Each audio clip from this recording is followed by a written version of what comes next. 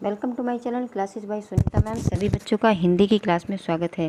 बच्चों, आज हम इस वीडियो में पढ़ेंगे लोकोक्तियाँ और उनके अर्थ। बच्चों, पिछली वीडियो में हमने लोकोक्तियों और उनके अर्थ समझे थे। तो जिन बच्चों ने लोकोक्तियों और उनके अर्थ की वीडियो नहीं देखी है, भाग 1 और भाग 2, तो वो बच्चे उस वीडियो को ज़रूर देख लें, क्योंकि उन दोनों ही भागों में जो लोकोक्तियाँ हैं उनके अर्थ समझाए गए हैं। तो उनका लिंक डिस्क्रिप्शन बॉक्स में दे दिया गया है।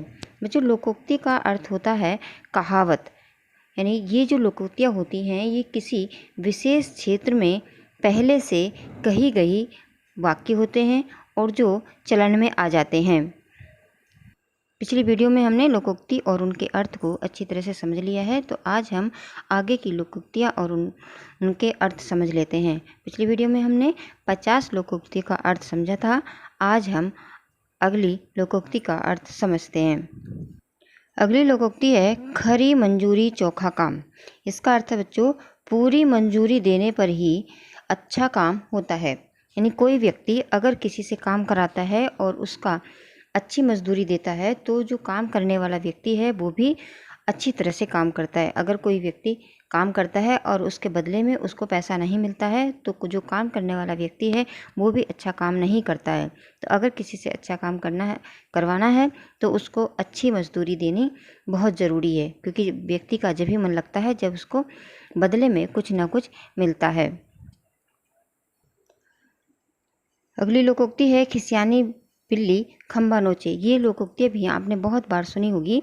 इसका मतलब होता है अपनी करतूत पर लज्जित होकर किसी दूसरे को डांटना फटकारना।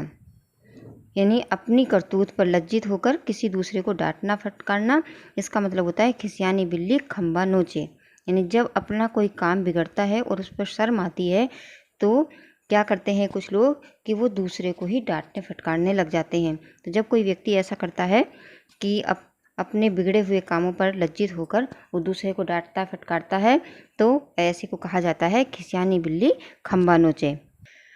अगली कहावत है लोकोक्ति है खोदा पार निकली चुईयां। बच्चों, ये भी आपने कई बार सुना होगा। इसका मतलब है अधिक परिश्रम करने पर मनोवांछित फल न मिलना। यानी खोदा पहाड़ निकली चुईयां। अगर कोई व्यक्ति बहुत अधिक परिश्रम कर रहा है लेकिन उसका मनोवांछित फल नहीं मिलता है तो उसके लिए कहा जाता है कि खोदा पहाड़ निकली चुईयां। अगली लोकोक्ति है खुदा गंजे को नाखून न दे। ये भी कई बार आपने सुनी होगी। इसका मतलब है अत्याचार करने वाले को अधिकार और शक्ति ना मिले। यानी अगर कोई व्यक्ति अत्याचारी है तो उसके लिए कहा जाता है कि ऐसे व्यक्ति को कोई अधिकार ना मिले, कोई ताकत ना मिले, कोई शक्ति ना मिले। अगर ऐसा मिला तो वो जो है बहुत अधिक नुकसान करने वाला होगा। तो उसके लिए कहा जाता है कि खुदा गंजे को नाखून न दे। अगली लोकोक्ति है गंगा गए गंगादास, जमुना गए जमुनादास। इसका मतलब होता है मुंह देखी बात करना, यानी अवसरवादिता। कुछ लोग ऐसे होते हैं जो मुंह देख करके बात करते हैं और अवसर परस्त होते हैं, मतलब अवसर को पहचान करके बात करते हैं। तो इसके लिए कहा जाता है गंगा गए गंगादास, जमुना गए जमुनादास। यानी मुंह देखी बात करना। यानी जैसा कोई सामने वाला खड़ा हुआ है उसके सामने कुछ कह दिया और जब कोई दूसरा व्यक्ति आया है तो उसके सामने कुछ कह दिया। ऐसे व्यक्ति को लिए कहा जाता है गंगा गए गंगादास और जमुना गए जमुनादास। अगली लोकोक्ति है गधा खेत खाए झुलाया मारा जाए। इसका मतलब है अपराधी के बजाय दूसरे को दंड देना। नहीं, अगर कोई व्यक्ति अपराधी है तो अपराधी को तो सज़ा मिले नहीं, लेकिन किसी दूसरे व्यक्ति को सज़ा मिल गई तो उसके लिए कहा जाता है कि गधा खेत खाए झुलाया मारा जाए। यानी किसी का खेत है और खेत में अगर खेत में गधे ने नुकसान कर दिया है और उसके मालिक को जो है सज़ा मिली है या किसी और को सज़ा मिली है तो उसके लिए कहा जाता है कि गधा खेत खाए और झुलाया मारा जाए।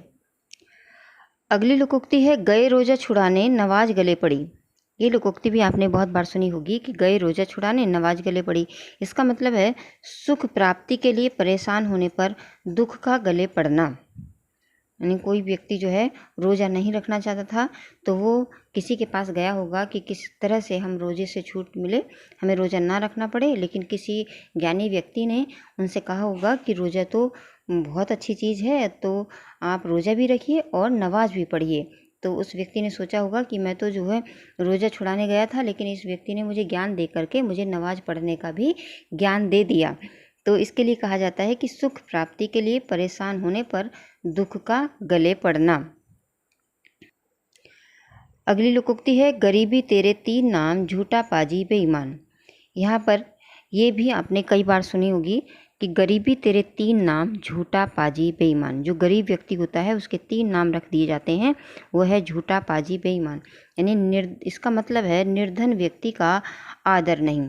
यानी जो निर्धन व्यक्ति होता है उसका कहीं भी आदर नहीं होता, गरीब व्यक्ति का कहीं भी आदर नहीं होता, और जो है उसको कई इल्ज़ाम लगते हैं।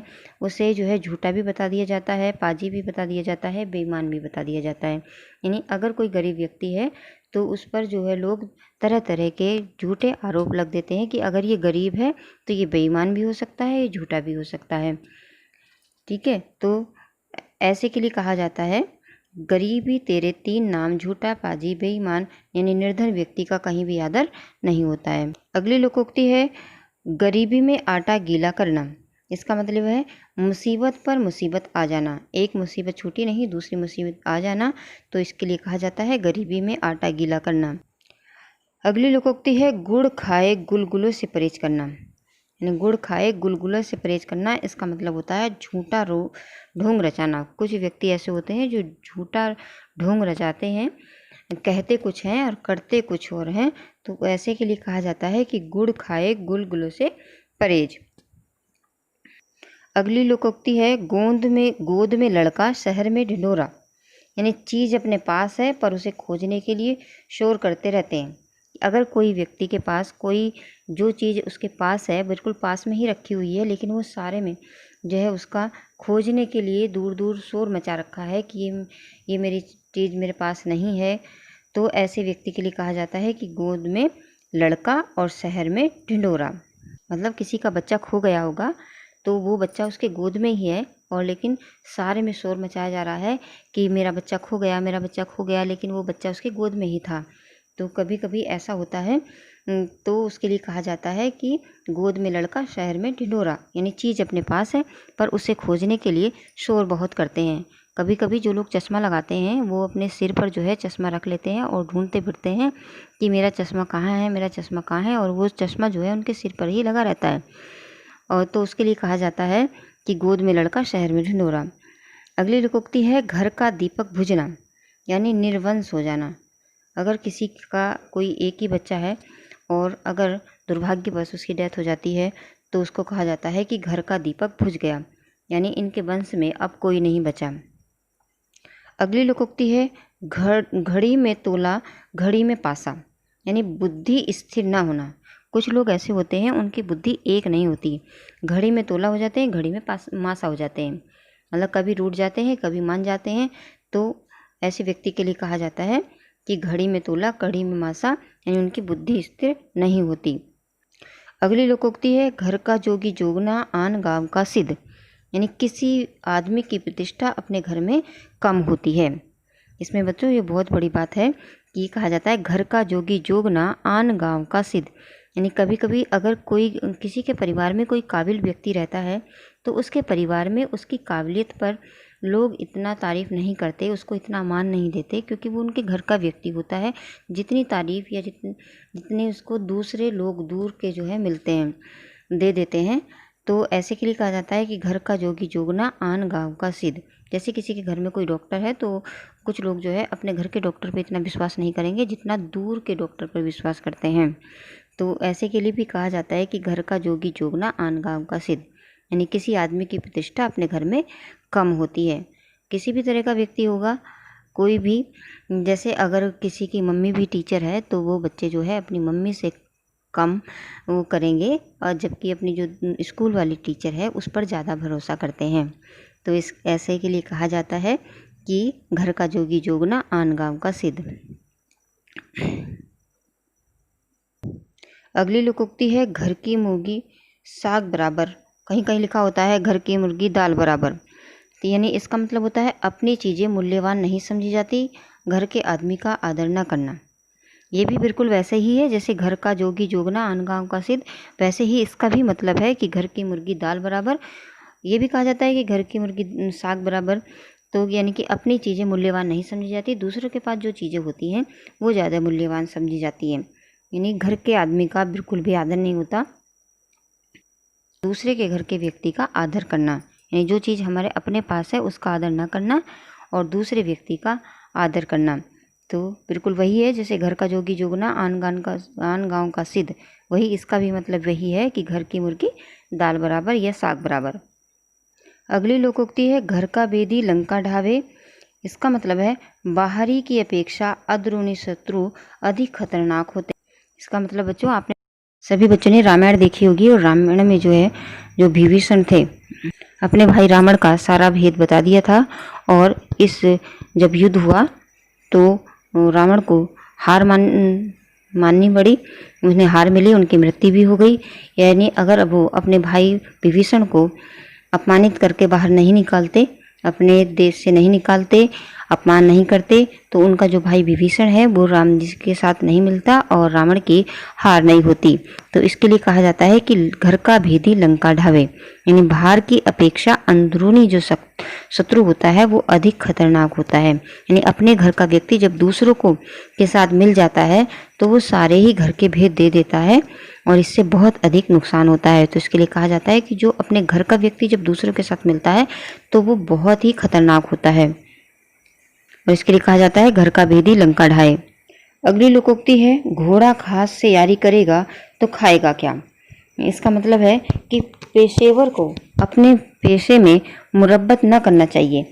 यानी कोई व्यक्ति अगर जो काम करता है अगर उसके बदले में पैसे नहीं लेगा तो फिर उसका घर कैसे चलेगा।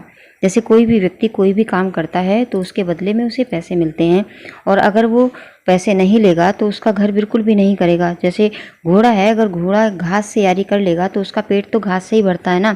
अगर वो सोचेगा कि जो घास है मेरी दोस्त है और मैं इसको ना खाऊं तो जो घोड़ा है वो भूखा ही मर जाएगा। तो ऐसे ही जब कोई व्यक्ति रोजगार करता है तो रोजगार वो पैसे के लिए करता है, अगर उसके बदले वो पैसा नहीं लेगा तो फिर उसका घर कैसे चलेगा। जैसे मान लो किसी की दुकान है और दुकान के में वो सामान ला कर के रखता है, खरीद करके रखता है और उसके बदले में अगर वो किसी से पैसे नहीं लेगा तो फिर उसका बहुत बड़ा नुकसान हो जाएगा और उसका घर भी नहीं चलेगा। तो इसके लिए कहा जाता है कि घोड़ा घास से यारी करे तो खाएगा क्या। अगली लोकोक्ति है चमड़ी जाए पर दमड़ी न जाए। इसका मतलब होता है बहुत कंजूसी करना। कुछ लोग ऐसा करते हैं कि पैसे को बहुत अधिक महत्व दे देते हैं।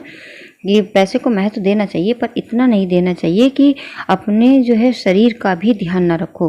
यानी कुछ लोग ऐसे होते हैं कि चाहे शरीर से बहुत अधिक मेहनत करनी पड़ जाए उन्हें, लेकिन जो है उनका पैसा खर्च ना हो। तो ऐसे व्यक्ति के लिए कहा जाता है कि चमड़ी जाए पर दमड़ी ना जाए। मतलब चाहे शरीर से बहुत अधिक मेहनत करनी पड़ जाए लेकिन उसका पैसा ना खर्च हो। तो ऐसे के लिए कहा जाता है चमड़ी जाए पर दमड़ी ना जाए। अगली लोकोक्ति है 4 दिन की चांदनी फिर अंधेरी पाख। यानी थोड़े, इसका मतलब है थोड़े दिनों की खुशी है उसके बाद दुख ही दुख है। जब कभी ऐसा होता है कि थोड़े दिनों के लिए खुशी आती है और उसके बाद में बहुत अधिक दुख होता है तो फिर कहा जाता है कि 4 दिन की चांदनी फिर अंधेरा पाक। अगली लोकोक्ति है चोर की दाढ़ी में तिनका। यानी अपराधी सदैव संदेह युक्त रहता है। इसका मतलब है कि अपराधी सदैव संदेह युक्त रहता है, इसीलिए कहा गया है कि चोर की दाढ़ी में तिनका। अभी चोर की दाढ़ी में तिनका किस प्रकार से समझा जा सकता है कि अपराधी सदैव संदेह युक्त रहता है। बच्चों एक बार जो है जब ये अकबर और बीरबल के में कहानी है कि जब अकबर ने बीरबल से कहा कि हमारे राज्य में कोई चोर है, उसका पता नहीं चल पा रहा है। तो बीरबल ने कहा कि सारे ही व्यक्ति को बुलाइए, मैं एकदम से पता कर लूँगा कि कौन चोर है। तो बीरबल ने सारे ही व्यक्ति को बुलाया और कहा कि चोर हमें दिखाई दे रहा है क्योंकि उसकी दाढ़ी में तिनका लटका हुआ है। तो जो चोर था उसने सोचा है कि मैं ही चोर हूँ और मेरी ही दाढ़ी में तिनका लटक रहा होगा, तो वो तुरंत ही अपनी दाढ़ी जो है खुजलाने लगता है। तो जैसे ही वो दाढ़ी खुजलाता है तो बीरबल उनको पकड़ लेते हैं कि यही चोर है। दूसरे लोग शांत बैठे हुए थे क्योंकि उन्हें तो पता है कि हम चोर नहीं हैं तो हमारी दाढ़ी में तिनका नहीं होगा। तो तब से ये कहावत बन गई कि चोर की दाढ़ी में तिनका, यानी अपराधी सदैव संदेह युक्त स्थिति में बना रहता है। अगली लोकोक्ति है चोर चोर मुसेरे भाई। यानी बुरे व्यक्तियों में जल्दी मेल हो जाता है। जो व्यक्ति एक जैसे स्वभाव के होते हैं तो वो एक साथ जल्दी मिल जाते हैं, क्योंकि उनका जो मनोभाव होता है, जो स्वभाव होता है, एक जैसा होता है। तो ऐसे के लिए कहा जाता है चोर चोर मौसेरे भाई, यानी बुरे व्यक्तियों में जल्दी मेल होता है। जो बुरे व्यक्ति होते हैं ना, दोनों की बातें एक जैसी होती हैं, दोनों लोग हाँ में हाँ मिला रहे होते हैं और दोनों एक दूसरे की बातें को समझ भी रहे होते हैं। तो जो बुरे व्यक्ति होते हैं, ऐसे बुरे व्यक्तियों में जल्दी से मित्रता हो जाती है, तो उनके लिए कहा जाता है चोर चोर मौसेरे भाई। अगली लोकोक्ति है चोर चोरी से जाए, हेरा फेरी से न जाए। इसका मतलब है बुरी आदत बहुत मुश्किल से छूटती है। अगर किसी के अंदर बुरी आदत लगी हुई है तो वो जो बुरी आदत है बहुत ही मुश्किल से छूटती है। यानी ऐसा भी नहीं है कि नहीं छूटती है, लेकिन हाँ, बुरी आदत को छोड़ने में बहुत ही मुश्किल होती है। तो ऐसा कहा जाता है कि चोर चोरी से जाए, हेरा फेरी से न जाए। इसके लिए भी एक कहानी है बच्चों कि एक व्यक्ति था, बहुत ही चोर था, लेकिन एक बार उसको ये आदत थी कि वो जहाँ कहीं भी जाता था वो कुछ ना कुछ चुरा कर जरूर आता था। उसने नियम बना रखा था कि वो जहाँ कहीं भी जाएगा लेकिन वो चुरा कर जरूर लाएगा। लेकिन जब उसकी बेटी बड़ी हुई और वो अपनी बेटी के घर गया तो उससे लगा कि मेरा नियम भी टूट जाएगा, कि मुझे तो आदत है कि कहीं जब भी जाता हूँ तो मैं कुछ ना कुछ चुरा कर जरूर लाता हूँ। लेकिन उसे अफसोस हो रहा था कि मैं तो अपनी बेटी के घर आया हूँ, तो मैं बेटी के घर से कैसे कुछ चुरा सकता हूँ। ये तो मेरी बेटी का घर है, यहाँ से ले जाना तो अच्छी बात नहीं है। लेकिन उसकी जो आदत थी ना चुराने की, वो कैसे जाए। तो एक दिन जब वो चला घर से, अपनी बेटी के घर से जब वो विदा हो रहा था, तो उसके बेटी के घर में एक मिट्टी का बर्तन टूटा पड़ा था।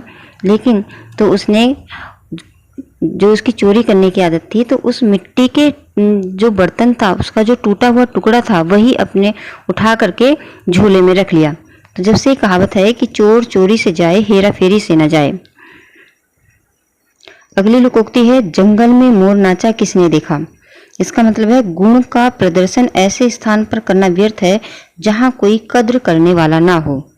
यानी कभी भी अपने जो गुण है, अपनी जो अच्छाई है, ऐसे व्यक्ति के सामने नहीं रखनी चाहिए जो कोई तुम्हारी कद्र ना करता हो। उसे तुम्हारे गुण का कोई भी प्रभाव उस पर नहीं पड़ेगा, क्योंकि वो तुम्हारे गुण के बारे में जो है अच्छी तरह से नहीं समझ सकता। तो ऐसे व्यक्ति के सामने अपने गुणों का प्रदर्शन नहीं करना चाहिए। तो इसके लिए बना है कि जंगल में मोर नाचा किसने देखा। अगली लोकोक्ति है जाके पैन न फटी बिवाई, वो क्या जाने पीर पर आई। इसका मतलब है बच्चों कि जो खुद मुसीबत में नहीं पड़ा, वो कोई व्यक्ति अगर खुद मुसीबत में पहले से नहीं पड़ा है तो वह दूसरों की मुसीबतें नहीं जान सकता, दूसरे के दर्द को नहीं पहचान सकता। वही व्यक्ति दूसरों की परेशानी को समझ सकता है जिसने कभी ना कभी मुसीबतों को झेला होगा। वही व्यक्ति दूसरों की मुसीबतों को समझ सकता है कि इस व्यक्ति को कितनी पीड़ा हो रही होगी। तो इसके लिए कहावत बनी है कि जाके फटे न पैर बिवाई, वो क्या जाने पीर पर आई। पीर का मतलब होता है दुख, पीड़ा। अगली लोकोक्ति है जिन खोजा तिन पाइये, गहरे पानी पैठ। यानी परिश्रम में सफलता मिलती है। जब कोई व्यक्ति मेहनत करता है तो उसे जरूर जो है सफलता मिलती है, चाहे वो देर से मिले, लेकिन सफलता जरूर मिलती है। तो इसके लिए कहा जाता है कि जिन खोजा तिन पाइया, गहरे पानी पैठ। अगली लोकोक्ति आपने बहुत बार सुनी होगी, जिसकी लाठी उसकी भैंस। यानी ताकत में ही अधिकार मिलता है। जिसके पास ताकत होती है ना, उसे ही अधिकार मिल जाता है। तो इसके लिए बना है जिसकी लाठी उसकी भैंस। अगली लोकोक्ति भी आपने सुनी होगी, डूबते को तिनके का सहारा। इसका मतलब होता है मुसीबत में थोड़ी सहायता भी लाभदायक होती है। अगर कोई परेशानी में है और उसके लिए कोई थोड़ी सी भी मदद कर देता है तो वह उसे डूबते को तिनके का सहारा सा मिल जाता है। तो इसके लिए कहा जाता है डूबते को तिनके का सहारा। यानी कि जब कोई मुसीबत में है तो कोई अगर थोड़ी मदद भी करता है तो वो भी उसके लिए लाभदायक होती है। अगली लोकोक्ति है थोता जनचना बाजे घना। यानी ओछा आदमी ज्यादा बढ़ चढ़ के बातें करता है। जिस व्यक्ति के पास कम होता है वो व्यक्ति बहुत अधिक दिखाने की कोशिश करता है कि मेरे पास ये भी है, ये भी है और वो भी है। बहुत कुछ जो है जो उसके पास नहीं है, चाहे वो उधार लेके करे चाहे मांग के करे, वो सब जो है उसे दिखाने के लिए वो करता है। तो इसके लिए कहा जाता है थोता चना बाजे घना। इससे मिलती जुलती एक और कहावत है कि अधजल गगरी छलकत जाए। यानी जो है जो पूरा घड़ा होता है भरा हुआ वो कभी नहीं छलकता, लेकिन जो आधा हुआ आधा घड़ा होता है, अगर उसको लेके चलो तो उसमें से पानी बाहर निकलता है, क्योंकि जब वो पूरा घड़ा होता है तो वो ऊपर से सबको दिख रहा है कि इसमें पूरा घड़ा है, उसे दिखाने की कोई भी ज़रूरत नहीं होती है। लेकिन जो आधा घड़ा पानी से भरा हुआ है वो हमेशा उछल उछल के वो ये दिखाता है कि कोई ऐसा ना सोचे कि मेरे अंदर पानी नहीं है, तो वो बार बार ऊपर को दिखाता है कि भाई मेरे अंदर भी पानी है। तो इसके लिए कहा जाता है अधजल गगरी छलकत जाए, और इसी से मिलती जुलती है कि थोता जना बाजे घना। अगली लोकोक्ति है दूध का जला छाछ भी फूक फूक कर पीता है। यानी धोखा खाने के बाद आदमी आगे के लिए अधिक सावधान हो जाता है। अगर कोई व्यक्ति के साथ कोई धोखा हुआ है तो वो व्यक्ति आगे के काम जो है बहुत ही संभल संभल कर करता है, क्योंकि उसके साथ धोखा हो चुका है।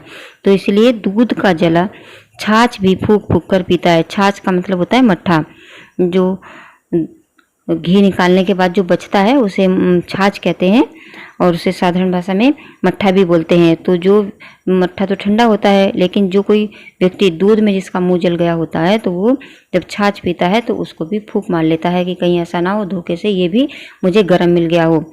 तो इसका मतलब है कि जो व्यक्ति को एक बार धोखा मिल चुका है तो वो अगले व्यक्ति पर बहुत ही मुश्किल से विश्वास करता है। अगली लोकोक्ति होती है दूर के ढोल सुहावने होते हैं। इसका मतलब है दूर से साधारण वस्तु आकर्षक लगती है। यानी जब कोई व्यक्ति या कोई वस्तु दूर होती है तो वो हमें बहुत ही अच्छी लगती है, लेकिन जब हमारे वो पास आती है, जब हमें उसकी बुराइयों का पता चलता है तो हमें पता चलता है कि हाँ ये कितनी जो है बुरी चीज़ है। जैसे दूर के ढोल सुहावने होते हैं बच्चों, अगर कहीं दूर ढोल बज रहा होता है तो उसकी जो आवाज़ होती है वो बहुत ही मधुर होती है, तो हमें वो जो दूर से बजता हुआ ढोल है वो बहुत ही अच्छा लगता है। लेकिन जब वही ढोल हमारे दरवाजे के आगे बजने लगता है तो उसकी जो कर्कश आवाज़ है वो बहुत अधिक परेशान करती है।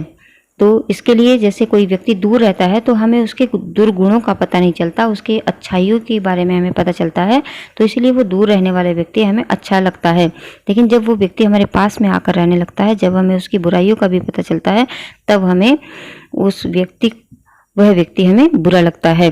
तो इसीलिए कहा जाता है दूर के ढोल सुहावने होते हैं, क्योंकि दूर रह करके उस व्यक्ति की बुराइयों के बारे में हमें पता नहीं चलता। अगली लोकोक्ति है धोबी का कुत्ता न घर का न घाट का, कहीं भी ठौर न मिलना। मतलब जो है कहीं भी उसे स्थान न मिलना, धोबी का कुत्ता घर का न घाट का। अगली लोकोक्ति है नौ मन तेल होगा न राधा नाचेगी, न शर्तें पूरी हो सकेंगी ना काम होगा। कोई व्यक्ति जो है काम करने के लिए कुछ शर्तों को कह देता है कि अगर ऐसा करो तभी मैं ये काम पूरा करूँगा, तो उसके लिए कहा जाता है कि नौ मन तेल होगा न राधा नाचेगी। अगली लोकोक्ति है न रहेगा बांस न बजेगी बांसुरी। यानी झगड़े की ही जड़ को नष्ट कर देना। जहाँ से झगड़ा शुरू हो रहा है, जो झगड़े की वजह है, उस चीज़ को ही नष्ट कर दें तो कहा जाता है न रहेगा बांस न बजेगी बांसुरी। अगली लोकोक्ति है नाच न जाने आंगन टेढ़ा। इसका मतलब है काम करना न जानने वाला व्यक्ति दूसरे वस्तुओं पर दोष निकालता है। यानी जैसे कोई व्यक्ति किसी को नृत्य करना या नाचना नहीं आता तो वो ये कहे कि मैं नाच तो बहुत अच्छा सकता हूँ, लेकिन आपका ही आंगन जो है टेढ़ा है। इसका मतलब होता है कि काम न करने वाला व्यक्ति, जिसे काम नहीं करना होता है, वो दूसरी वस्तुओं पर जो है दोष निकालता है।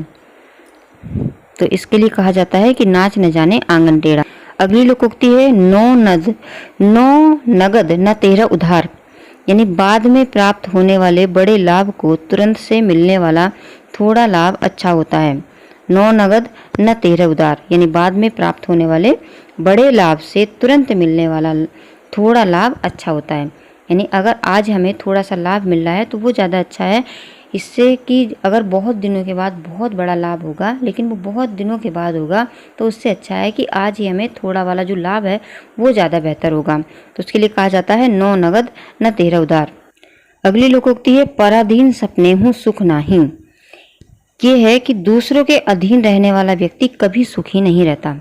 जो व्यक्ति गुलाम रहते हैं, दूसरों के गुलाम रहते हैं, तो गुलामी में रहते हुए चाहे भले ही सारे सुख सुविधाएं हों, लेकिन फिर भी जो स्वतंत्र रहने का जो सुख है वो सबसे बढ़कर होता है। तो इसीलिए कहा जाता है पराधीन सपने हूँ सुख नाही। यानी दूसरों के अधीन रहने वाला व्यक्ति कभी सुखी नहीं रह सकता। अगली लोकोक्ति है पांचों उंगलियां बराबर नहीं होती, यानी सभी व्यक्ति समान नहीं होते। जो हाथ की जो 5 उंगली होती हैं वो एक समान नहीं होती, उसी प्रकार सभी व्यक्ति जो है एक समान नहीं होते, सबका अलग अलग स्वभाव होता है। अगर घर में 5 बच्चे हैं तो अगर जितने भी बच्चे हैं चाहे वो उनके मम्मी पापा एक ही होते हैं, लेकिन सबका स्वभाव अलग अलग होता है, तो इसलिए कहा जाता है कि 5 उंगलियां बराबर नहीं होती।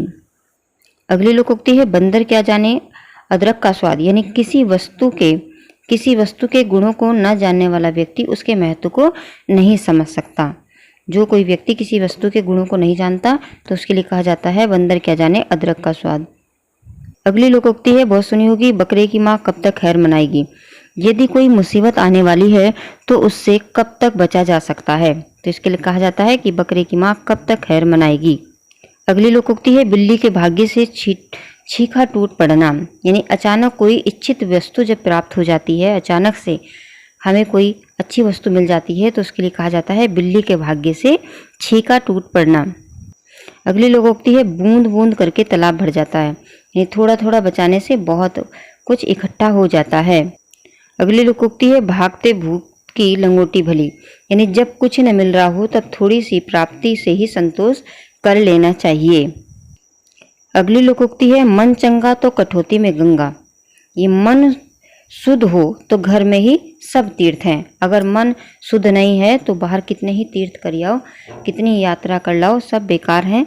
इसलिए कहा जाता है कि मन शुद्ध है तो सब कुछ घर में ही तीर्थ हो जाता है, उनका घर ही तीर्थ बन जाता है, तो इसलिए कहा जाता है मन चंगा तो कठौती में गंगा। अगली लोकोक्ति है, मान न मान मैं तेरा मेहमान, यानी जबरदस्ती से किसी के गले पड़ना, इसके लिए कहा जाता है मान न मान मैं तेरा मेहमान। अगली लोकोक्ति है, रस्सी जल गई पर ऐठन नहीं गई, यानी दुर्दशा होने पर भी अकड़ न जाना, इसके लिए कहा जाता है रस्सी जल गई पर ऐठन नहीं गई।